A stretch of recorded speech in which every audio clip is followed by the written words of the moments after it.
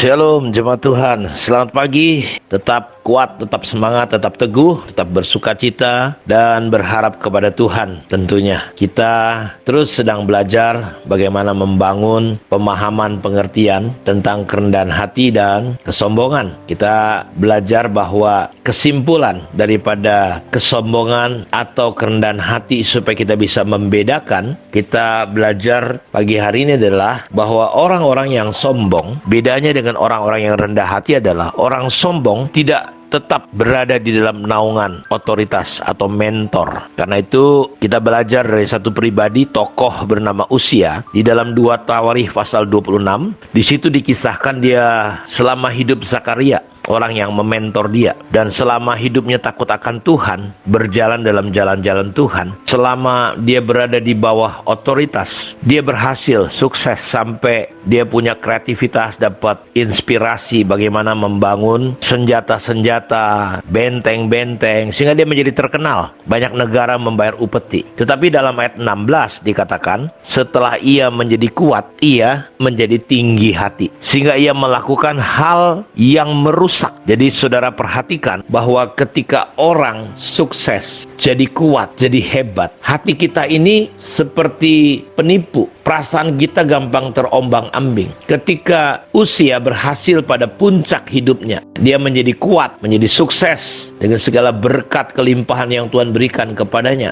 Tetapi kita lihat ketika dia berada pada posisi itu, dia menjadi tinggi hati sehingga dia berubah setia kepada Tuhan dan memasuki bait Tuhan. Dia melakukan hal yang merusak. Dia berubah setia, dia melakukan tindakan yang sebenarnya tidak boleh dilakukan. Yaitu pada zaman itu hanya imam yang boleh mempersembahkan korban bakaran. Tidak boleh sembarangan orang. Itu yang dilakukan Saul ketika orang berserak-serak meninggalkan dia. Lalu dia coba mengambil alih tugas daripada Samuel, dan gara-gara itulah Saul ditolak. Nah, kita lihat bagaimana Uzia ketika dia berada posisi keadaan yang baik sebenarnya, tetapi hatinya berubah. Jadi orang yang sombong, dia hatinya bisa berubah ketika dia tidak lagi mau dididik, tidak lagi mau dimentor, karena ketika ditegur dia justru melawan. Dan apa yang terjadi dalam ayat 21, Raja Uzia sakit kusta sampai kepada hari matinya. Dan sebagai orang yang sakit kusta, ia tinggal dalam sebuah rumah pengasingan karena ia dikucilkan dari rumah Tuhan. Jadi kita lihat bahwa pada masa itu memang orang yang kena kusta, dia harus dibuang,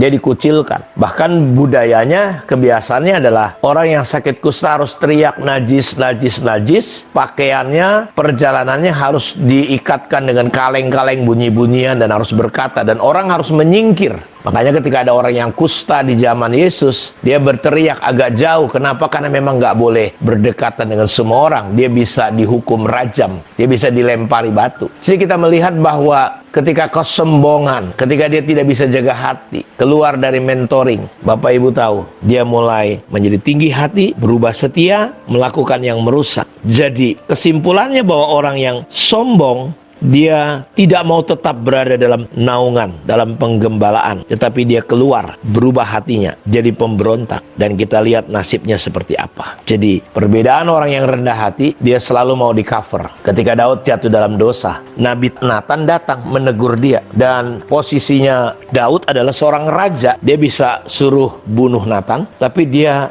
mau rendah hati ketika ditegur karena dia baru saja jatuh dalam dosa perzinahan. Dia berzina dengan Batseba, istri Uria. Dan ketika dia akhirnya bermain politik, ketika akhirnya dia membunuh Uria dengan cara yang sangat-sangat licik demi menginginkan istrinya. Padahal Uria itu adalah orang yang setia kepada Daud. Dan Daud akhirnya membunuh, dan Tuhan menegur dia lewat Nabi Nathan. Nathan datang menegur, dan kita lihat orang yang rendah hati mau tetap di cover, mau diarahkan, mau diajak untuk bertobat. Sehingga Daud ketika dengar kisah ilustrasinya Nathan, ada 2 orang. 2 orang ini, satu kaya, punya banyak lembu, domba, dan yang satu ini orang miskin, hanya punya 1 domba, disayang seperti kayak istrinya. Dan lalu datang tamu daripada si kaya, dan ternyata si kaya ini masih tetap merasa sayang, padahal banyak sekali dombanya. Justru dia merampas, mengambil domba daripada si miskin yang hanya punya 1.